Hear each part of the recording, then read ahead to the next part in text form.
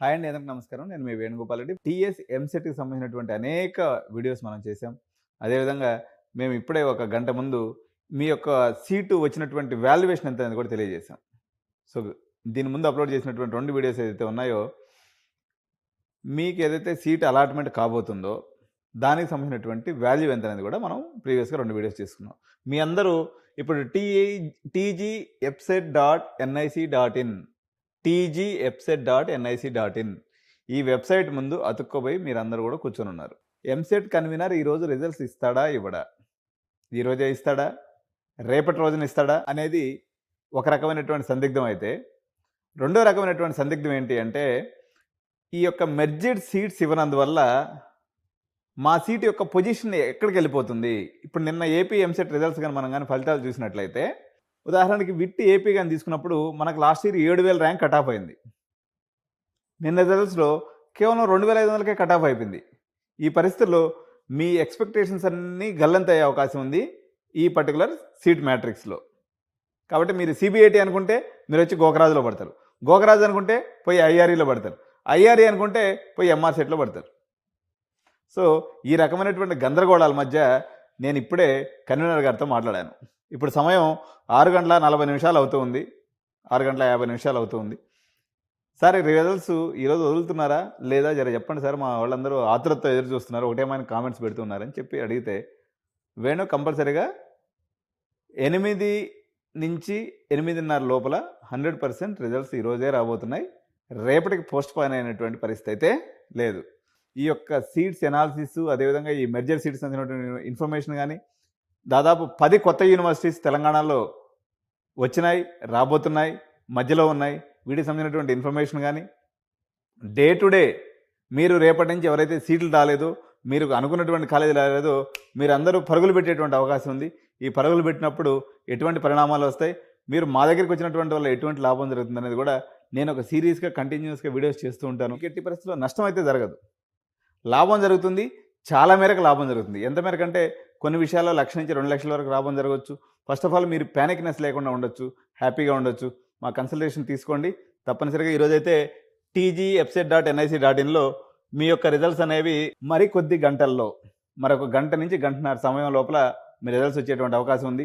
మీకు మరిన్ని అవుట్పుట్స్ ఏదైతే ఉన్నాయో, మీకు కావాల్సినటువంటి అవుట్పుట్స్ మీరు ఒకసారి సీట్ అలాట్మెంట్ చూసుకున్న తర్వాత ఎటువంటి విధి విధానాలు అనుసరించాలి, ఏం చేయాలన్న విషయం కూడా నేను స్టెప్ బై స్టెప్ కూలంకుషంగా మీకు చెప్తూ ఉంటాను. ఎవరికైతే మేనేజ్మెంట్ సీట్స్ కావాలో వాళ్ళందరూ కూడా మమ్మల్ని సంప్రదించినట్లయితే మీకు చాలా రీజనబుల్ ప్రైస్కి, ఎందుకంటే నేను ఒక సీట్ని ఫైనల్ చేసేటప్పుడు చాలా విషయాలు ఆలోచిస్తాను. ఉదాహరణకి ఇప్పుడు మెర్జింగ్ సీట్స్ ఒక ఇష్యూ ఉంది, అదేవిధంగా అడిషనల్ సీట్స్ 20,000 వచ్చేది ఉంది, కొత్త యూనివర్సిటీకి సంబంధించినటువంటి దాదాపు 30,000 సీట్స్కి సంబంధించినటువంటి కొత్త అప్డేట్ నా దగ్గర క్లియర్ కట్గా స్ట్రాటజికల్గా ఉంది. మీరు నన్ను అప్రోచ్ అయితే డెఫినెట్గా నా యొక్క ఎక్స్పర్టైజ్తో మీకు ఒక మంచి సీట్ నేను తీసివ్వగలను. సో ఈ వీడియో మీకు నచ్చినట్లయితే లైక్ చేయండి, కామెంట్ చేయండి, షేర్ చేయండి. ఇప్పుడు మీరు చేసేటువంటి పేమెంట్ ఏదైతే ఉందో,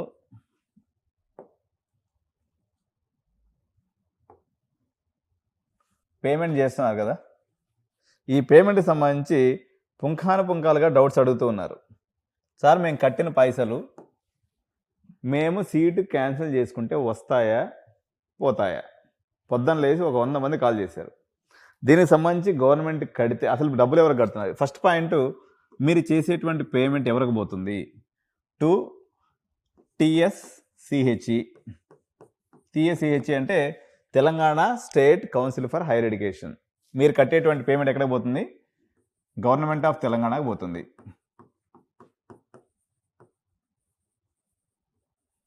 ఓకే సార్, నేను కట్టే పైసలు కాలేజీకి పోతాయా అని అడుగుతున్నారు. పోవు, కాలేజీకి పోవు.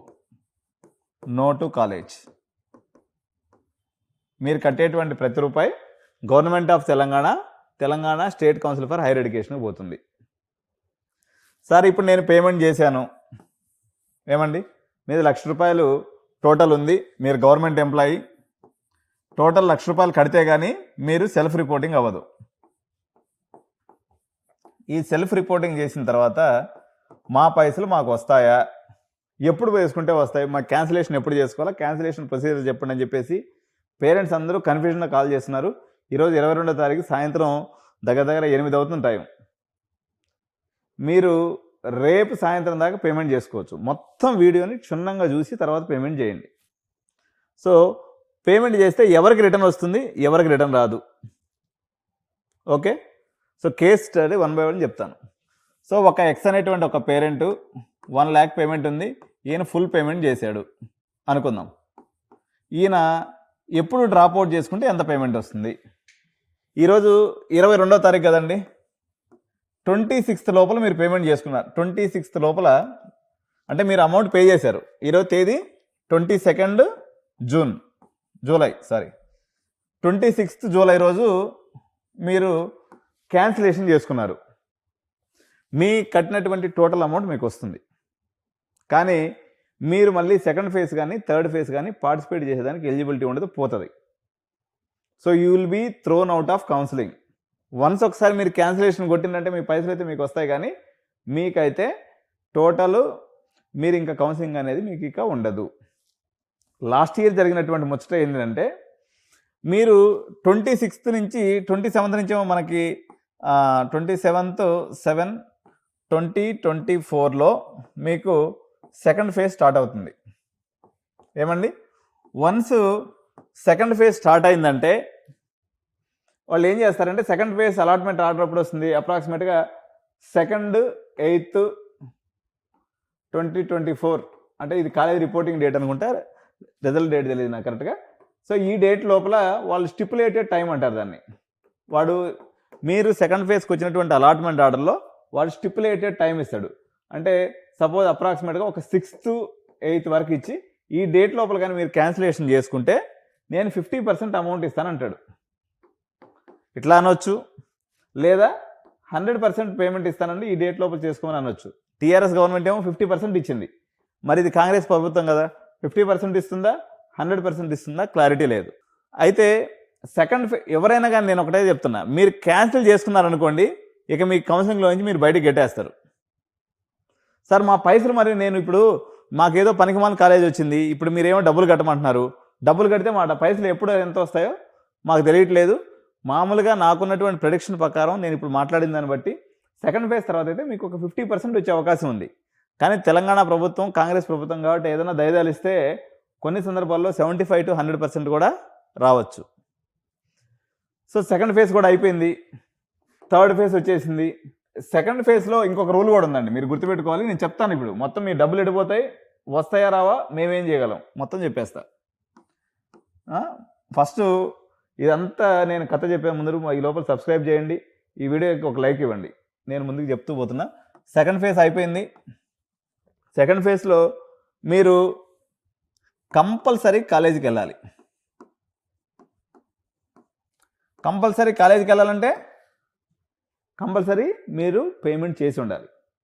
చేసినటువంటి పేమెంట్ ట్రాన్సాక్షన్ రిసీట్ని, జాయినింగ్ ఆర్డర్ని, అలాట్మెంట్ ఆర్డర్ని, అన్ని ఒరిజినల్ సర్టిఫికేట్స్ని తీసుకొని కాలేజీకి వెళ్ళాలి.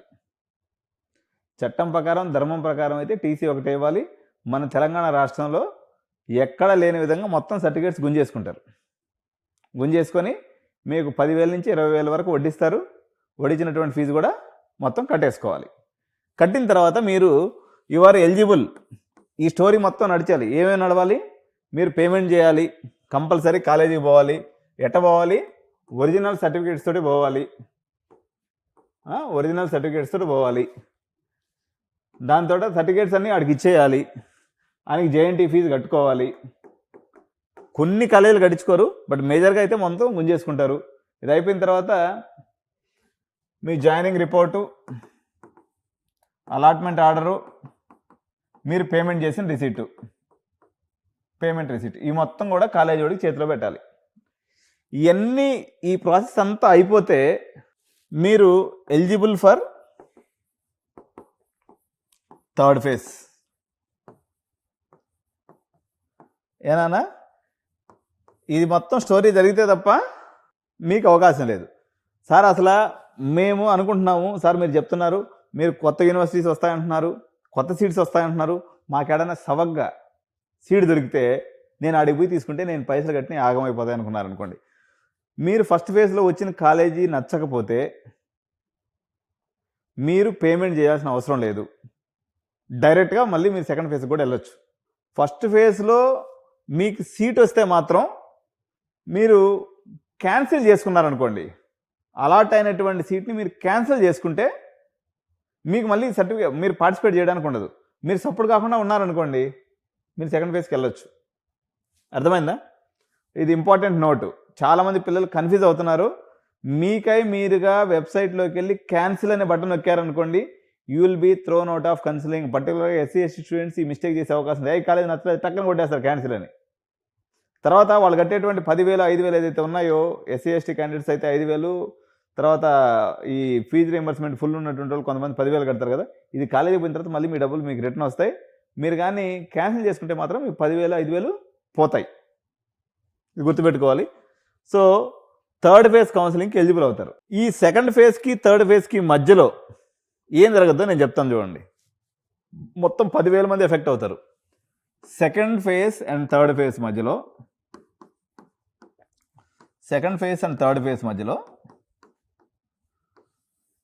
ఒక 20,000 సీట్లు వస్తాయి కొత్తగా. 20,000 సీట్స్ అంటే 6,000 మేనేజ్మెంట్ సీట్స్ కొత్తగా వస్తాయి. ఈ 6,000 మంది ఇప్పుడు వీళ్ళు పైసలు కట్టేసి ఉన్నటువంటి పేరెంట్స్ ఏం చేయాలి? సో ఈ ఎపిసోడ్ మొత్తంలో ఇదే సస్పెన్సు. ఇది ఇల్లీగల్గా మనము చాలా కొద్ది అమౌంట్తో తప్పించుకునే మార్గం, ఒక టెక్నిక్ ఉంది. నేను యూట్యూబ్లో కానీ అక్రాస్ ది ప్లాట్ఫామ్లో కానీ ఆ విషయం చెప్పేదానికి నాకు అవకాశం లేదు. మీరు ఎంత కట్టుకున్నా సరే వర్స్ట్ కేసులో ఒక 35,000 మీరు నష్టపోవచ్చు తప్ప అంతకన్నా నష్టపోకుండా మీరు థర్డ్ ఫేజ్ లోపల, అంటే అప్రాక్సిమేట్లీ 10th అనుకుంటా, మీ థర్డ్ ఫేజ్ ఆప్షన్స్ కన్నా ఒక్కరోజు ముందు వచ్చినా కూడా మీ పైసలు కట్టినటువంటి దాంట్లో వర్స్ట్ కేసులో 35,000 పోయేటట్టుగా, రిమైనింగ్ డబ్బులు మీకు వచ్చేటట్టుగా నేను చేయగలను. ఎందుకంటే ఈ 6,000 మంది విద్యార్థులకు సంబంధించింది ఏదైతే ఉందో, 6,000 మంది విద్యార్థులకు సంబంధించింది, వీళ్ళందరూ కూడా మ్యాక్సిమంగా మేనేజ్మెంట్ సీట్స్ తీసుకుంటారు. వీళ్ళ డబ్బులు ప్రొటెక్షన్ చేసేటువంటిది ఏదైతే ఉందో ఆ బాధ్యత మేము తీసుకుంటాం. మా దగ్గరకు వచ్చి మేనేజ్మెంట్ తీసుకుంటే మీరు కట్టినటువంటి ₹1,00,000 మినిమం ఒక 75,000 65,000 అయినా మీకు ప్రొటెక్షన్ చేసి మీ డబ్బులు మీకు రిటర్న్ ఇప్పించే బాధ్యతను మేము తీసుకోగలం. ఎట్లాగో Venugopal sir valuation of the college అని డొనేషన్ అని చెప్పేసినారు కదా, అందరూ పరిగెత్తుకుంటూ పోయి కాలేజీలో కట్టేవాకండి. ఇక్కడ మీకు 65,000 నేను బెనిఫిట్ చేస్తున్నా, ప్లస్ కాలేజీలో మీకు ఒక 50,000 ₹1,00,000 తక్కువ రేటుకి నేను సీట్ ఇప్పిస్తా. ఇవన్నీ ఆలోచన చేసుకొని సపోర్ట్ కాకుండా వచ్చేసిందంటే మనకి ఒక 65,000 75,000 మిగులుతుంది.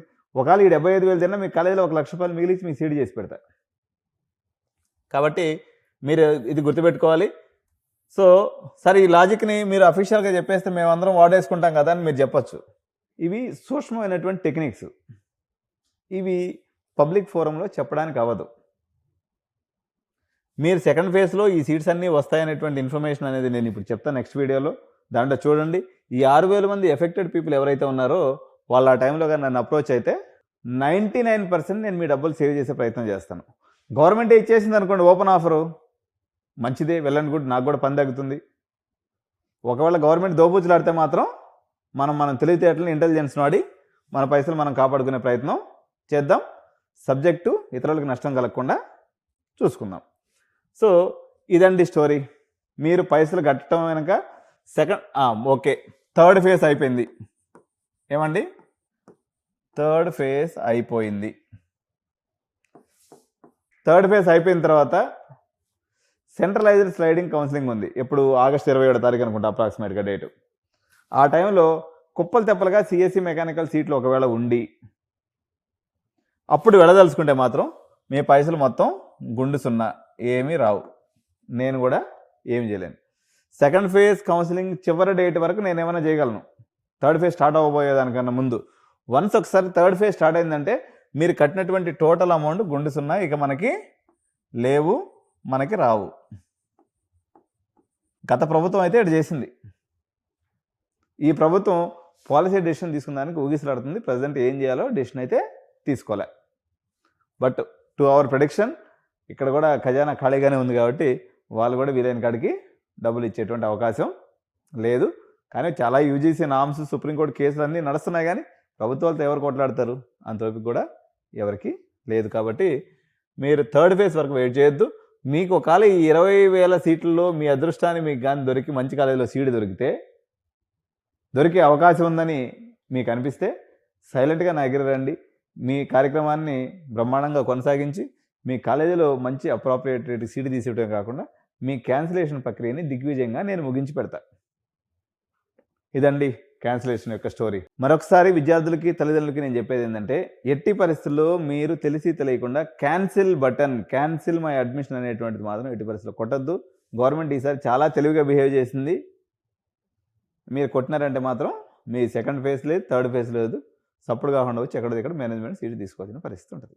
సో ఇటువంటి మంచి మంచి వీడియోస్ మళ్ళీ మీరు చూడాలంటే ఏం చేయాలి? సబ్స్క్రైబ్ బటన్ కొట్టాలి. కొడితే నోటిఫికేషన్ రూపంలో ఇటువంటి మంచి మంచి వీడియోస్ మీకు వస్తాయి. మీరు లైక్ చేయడం ద్వారా మీ మిత్రులందరికీ చాలామందికి వీడియో చేరుతుంది. వాళ్ళందరూ కూడా వాళ్ళ పైసలను పోగొట్టుకోకుండా స్పృహతో ఉండేదానికి అవకాశం ఉంటుంది. ఈ వీడియో మీద మీ అభిప్రాయాన్ని కామెంట్స్ రూపంలో తెలియజేయండి. Thank you so much. By by.